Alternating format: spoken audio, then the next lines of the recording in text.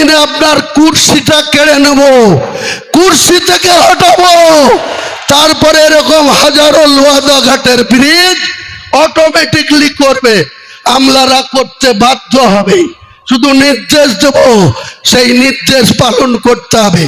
আপনি শুধু তোলাবাজির ভাগ খাবেন, 70 আর 25, 75 আর 25, আর আপনার নাম করে আপনি ল্যান্ড দপ্তরের মন্ত্রী, আপনার ল্যান্ড দপ্তরের বেলারোরা কিভাবে মানুষের রক্ত চুষে খাচ্ছে।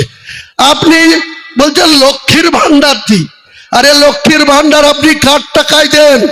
মমতা ব্যানার্জি আপনার বাবার নাম ছিল কমলেশ্বর ব্যানার্জি, তার টাকায় দেন? আপনার কত বিঘি জমি ছিল? আপনার বাবার কত বিঘি জমি ছিল? আপনার ভাইপুর কি ব্যবসা ছিল 2014 সালের আগে?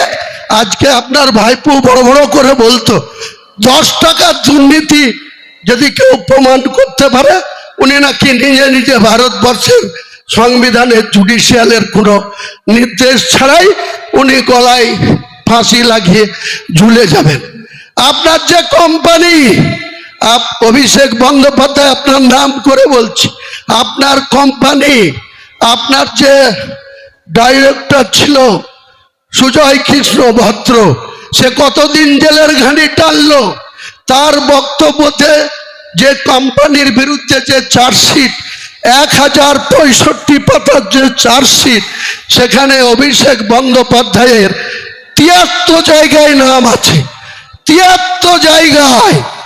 যে কোনো মুহূর্তে দিল্লির সরকার মনে করলে অভিষেককে অ্যারেস্ট করে ওই সুদীপ বন্দ্যোপাধ্যায়, তাপস পালদের মতো ভুবনেশ্বরে পাঠিয়ে দেবে। আপনি উপরে মুসলমানদের মসিয়া আর ভাইপুকে বাঁচার জন্য মোহন ভাগবত, আর প্রধানমন্ত্রী অমিত শাহ খারাপ, প্রধানমন্ত্রী ভালো, মোহন ভাগবত ভালো, তাকে এই বাংলায় আপনি যেদিন ক্ষমতায় এসেছিলেন সেদিন RSS এর শাখা অফিস ছিল বাংলায় মাত্র 558টা, মাত্র 558টা। আপনার বদন্যতায়, আপনার পুলিশের তলায় তলায় সাপোর্টে আজকে গোটা পশ্চিম বাংলায় RSS এর শাখা অফিস হয়েছে 12,000। আপনি ভোটের সময় প্রতিশ্রুতি দিয়েছিলেন 10,000 মাদ্রাসাকে আপনি স্যাংশন করে দেবেন, এডেড মাদ্রাসা করে দেবেন। আজ পর্যন্ত আপনি 338 আর 235 আপনার মাইনরিটি দপ্তরের প্রিন্সিপাল সেক্রেটারি PV সেলিম সাহেবের ডয়ারে ভরা আছে, হিমঘরে।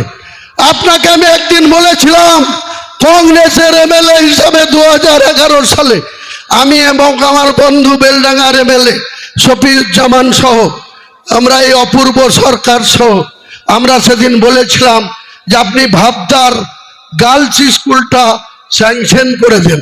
বুদ্ধবাবুরা অনেক প্রতিশ্রুতি দিয়েছিল, করতে পারেনি।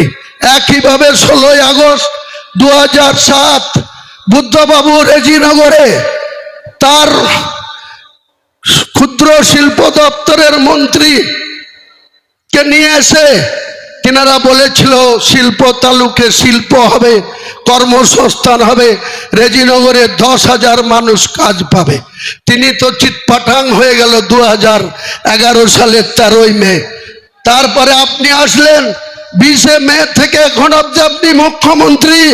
রেজিনগরে কেন শিল্প তালু কাজ ফাঁকা, শুধু ঘাস গজায়, আর আপনার পার্টির কিছু ক্যাডার বছরে বছরে 15 লাখ টাকার সেই ঘাস বিক্রি করে লুটে খায়। কেন মানুষের সঙ্গে মিথ্যাচার, কেন মানুষের সঙ্গে প্রতারণা? আজও কেন ভাবদার মুসলিম গার্লস কলেজ হয়নি? আপনি আমাকে বলেছিলেন তোমার বাপের কপি কি জমি আছে যে আমি ভাবদার কলেজ স্যাংশন করতে এসছো, তোমার লজ্জা করে না? তোমাকে বাই ইলেকশনে রেজিনগরের মানুষ ভোট দিল না, তুমি আমাকে বলতে এসছো কলেজ করতে হবে? আমি বলেছিলাম ওটা আমার কনস্টিটিউশি না, ওটা বেলডাঙ্গা বিধানসভার কনস্টিটিউশি, কিন্তু আমার জেলা, এটা করার দরকার, আপনি করে দেন। আপনি আমাকে বাপ তুলে কথা বলেছিলেন। আমি কংগ্রেস ছেড়েছিলাম, অদিত চৌধুরীর দ্বিতীয় স্ত্রী অতসী চ্যাটার্জি আমাকে জাত তুলে কথা বলেছিল বলে আমি কংগ্রেসের বিধায়ক পদ তুচ্ছ করে রিজাইন দিয়ে আমি 20 নভেম্বর 2012 আপনার যে হাত ধরেছিলাম, সেদিন আমার লাইফে একটা ঐতিহাসিক ভুল করেছিলাম। আপনি যে এত বড় মিথ্যাচারী, আপনি যে এত বড় মুসলিম বিরোধী, আপনার সঙ্গে RSS এর যে এত ভেতর থেকে লাইন, আমি সেদিন বুঝতে পারিনি।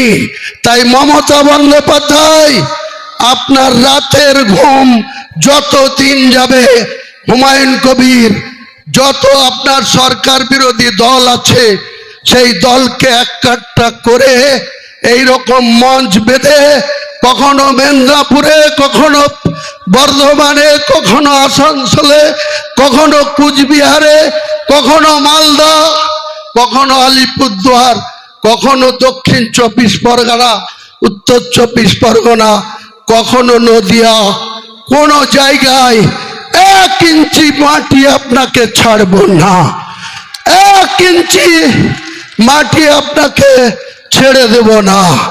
আগামী দিনে আজকের এই শপথ অঙ্গীকার একটাই, যে মমতা বন্দ্যোপাধ্যায়ের যে মিথ্যাচার সরকার, যে তোলাবাজির সরকার, যে জুচ্চোরের সরকার, যেভাবে মানুষের সঙ্গে শুধু মিথ্যা আর মিথ্যা চালাচ্ছে, তাদের যোগ্য জবাব দেওয়ার জন্য হুমায়ুন কবিরকে আজকে একটা জেউপি পার্টি করতে হয়েছে। আমি